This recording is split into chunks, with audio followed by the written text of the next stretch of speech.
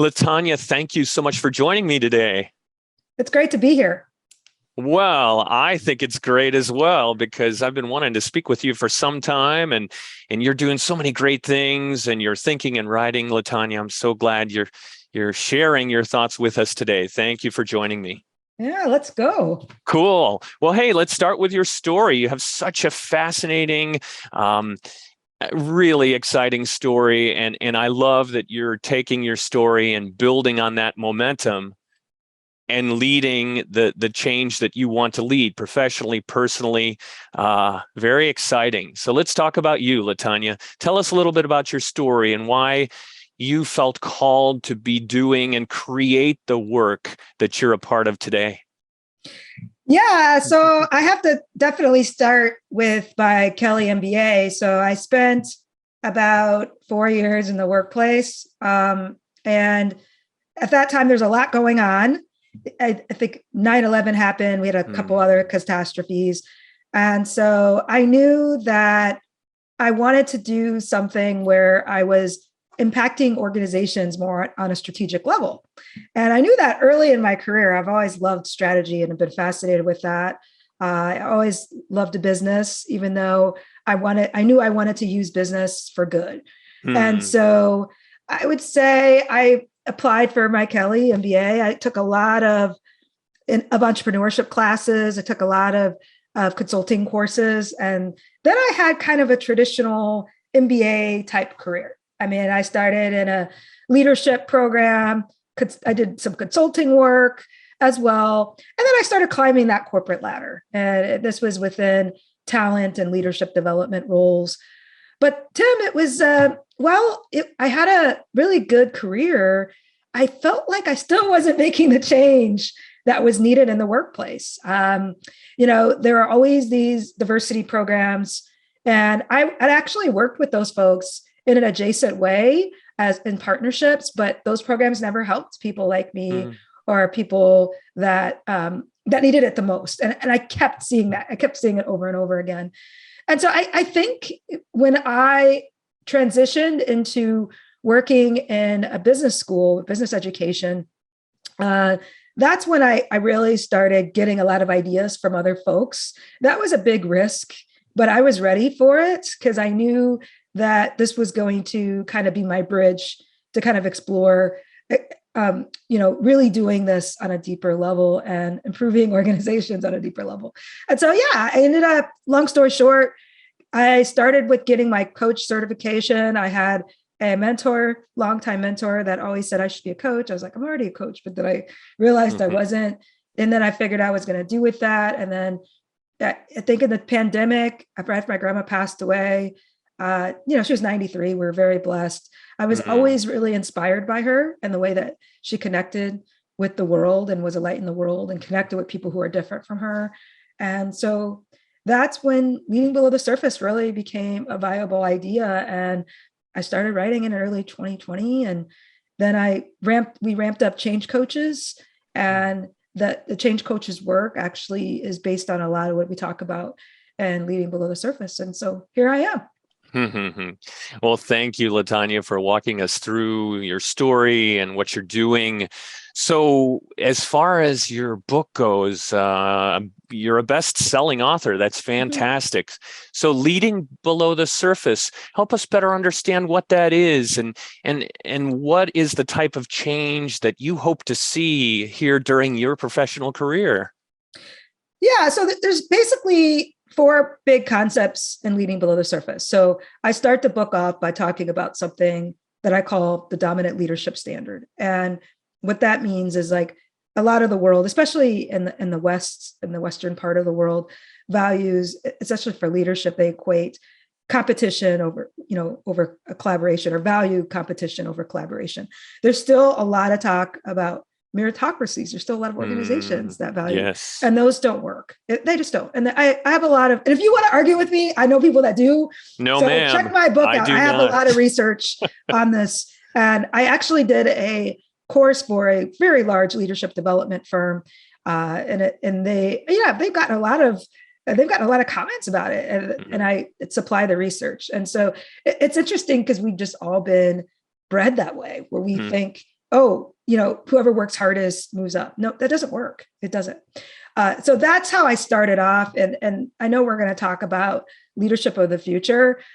This is not the leadership of the future, but we're kind of stuck in this dominant standard because there's like a little bit of a lag with, the leadership industry catching up with the actual workplace as it is today, because there's a lack of equity. So there's also 3 prongs of leading below the surface that, once you can transition from this dominant leadership standard, what are those? Well, they're first it's real leadership. So I did a lot of research on archetypes, leadership archetypes, and I found that there weren't a lot of archetypes around how we treat people.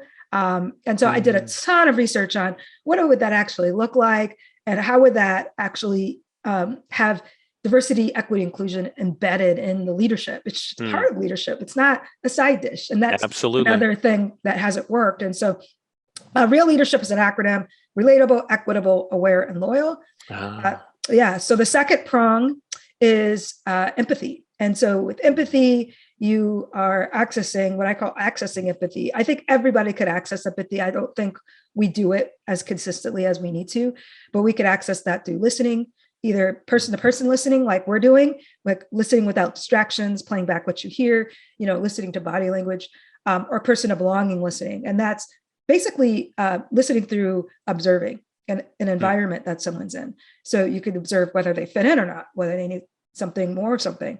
But a lot of leaders don't do that. They come in with an agenda and they want to control, but sitting back and kind of just listening so you can understand your team better. And then the third is psychological safety. And that's Amy Edmondson actually wrote my foreword. And psychological safety, many of you heard of the concept. It's being able to speak up without repercussions in Amy's definition. And we take that one step further, and we talk a lot about, making it psychologically safe to bring your whole self to work, or making it psychologically safe for people to, for different types of, workers to show up. Like we might have introverted, extroverted workers, but, having it be safe if someone wants to lead a little bit more quietly, or if someone wants to lead a little bit more loudly. And so those are the 3 prongs. Great. Thank you. I think I read on your website that Amy said to ensure that everyone can participate to the fullest, leaders must get below the surface. Mm-hmm. Yep. Speak to that a little bit more, LaTonya. What would be some of the small shifts we could make today that will lead to big shifts in our organizations?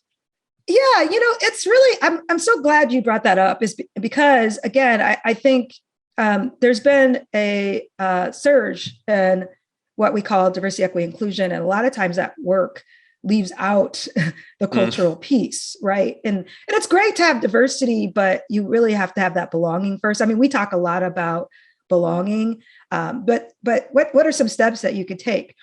Well, one is just introduce the concept of psychological safety with your team. Maybe even, share some of my work, which is you can sign up for my LinkedIn newsletter. There's a lot there, my book, or even Amy's work. There's also a lot of other work out there, but just sharing an article. I know Google also did some research with Amy Edmondson on psychological safety and their teams and effective teams. So any of those articles you can just pick up and just read it with your team, and then ask your team, explore that topic. How safe are you feeling? What are some things that we could do better? Like, what does safety look like to you? Because again, it looks different to different types of people. And when we're caught in this dominant leadership standard, the loudest voices tend to be the most rewarded. So, or the quickest voices, you have to think on your feet. And a lot of people don't do that. And so that's one thing you could do. The second thing you could do is just be empathetic. As leaders, and especially MBA leaders, right? We are trained to solve problems, right? We want to solve something. We don't want to sit in something. And what I call that meandering in the muck, and being comfortable with doing the opposite of that. Like, sometimes, again, in business, we want to move fast, we want to move smoothly, we want to move quickly, but sometimes you just need to meander in the muck. When you think about change curves and the science behind change, sometimes you have to go in that pit and stay there for a minute to figure out the next step. So those are 2 things that you can do. Fantastic. I like that a lot. Taking the time to reflect and the muck. We don't move quickly. We're forced to take a little extra time, right, as we move through, and hopefully better outcomes through sitting with some of these questions that aren't necessarily answered, but create better questions, right? Absolutely. Yeah. So I'd love to go to the macro level here for just a moment, LaTonya. So we think about current global challenges, the war in Europe, food security, climate change. What about leadership? How do we lead in the midst of these huge, almost apparently insurmountable global challenges? What are some of your thoughts about how to lead well in the midst of these challenges? Yeah, well, and this is why leading below the surface is so relevant. I do a lot of talks about leading below the surface, and that the future needs below the surface leaders, because we are in the midst of the Great Resignation, and it's like there's like no end in sight. For every 2 jobs open, there's 1 applicant that's available to meet that job. Yeah, we might see a little bit of a slow. I don't even know if we'll see a slowdown. There are some signs that it's leveling out a little bit, but this is also causing inflation, which is not good. And so just with the Great Resignation, just got to lead differently. And it's interesting because when McKinsey recently did a study, and what they found is like one of the top things that employees want is belonging. But when you look at organizations, they think that that's things like remote work. And there's this whole big thing around remote work. And there's a lot of debate, and I just wish we would get over it already. It's like hybrid is probably the way to go. And that's where it's shown there's a lot of good. Yeah, you can work remotely too, but I will tell you that even 100% remote companies before COVID even happened struggled with culture stuff. And so it's like, if you're going to take that on, you gotta do the culture stuff too. But that's what I would first say is just adjusting your leadership so you could create a culture of belonging, and leading below the surface naturally caters to that. Another thing that I would say again is challenging that dominant leadership standard. Again, our workplace looks different. We have succession, like a lot of organizations have succession plans. Like in 2020, they vowed to like have, diverse leadership. That's going to take some time, because especially if you're not just hiring from the outside, which there's pros and cons of that. Probably should do a little bit of both. And so as you're thinking about leadership development and developing those folks in the pipeline, you are definitely going to need to think against the dominant leadership standard and how to approach that leadership development, because the leaders are going to have different experiences, different knowledge, and you have to create a culture where they can bring that to work. Yes, thank you. So what does true allyship look like in the global business world, LaTonya? And how can we work well and together, again, to set people up to be successful? Maybe you could touch on your definition of allyship and what it should look like. Yeah, this is interesting because we're recording this in Pride Month, LGBTQ plus Pride Month. And so I'm doing a lot of talks this month. And I would say the number 1 talk that's been booked this month has been around a talk. It's called How to Be an Amazing Ally.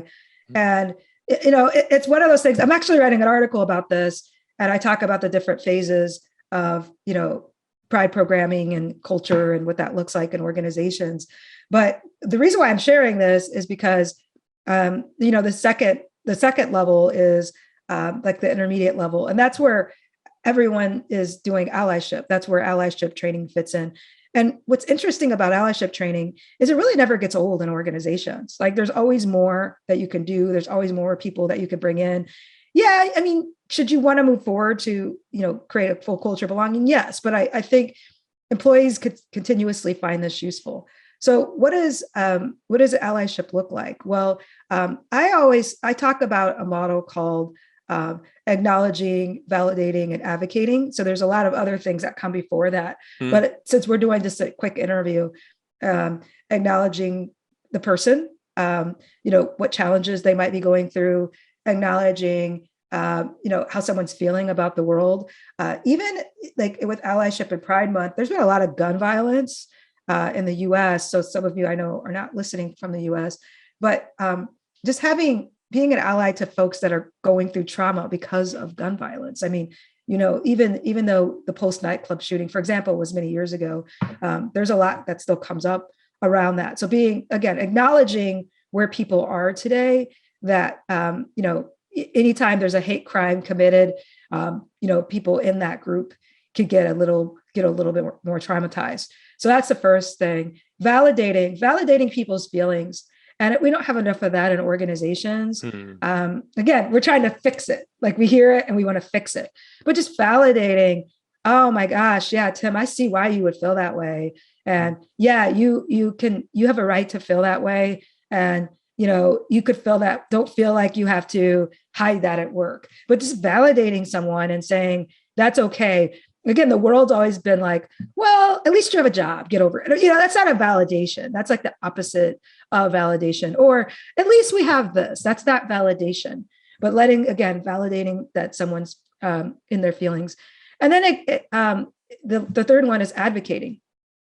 So that's when you really start advocating for someone as an ally.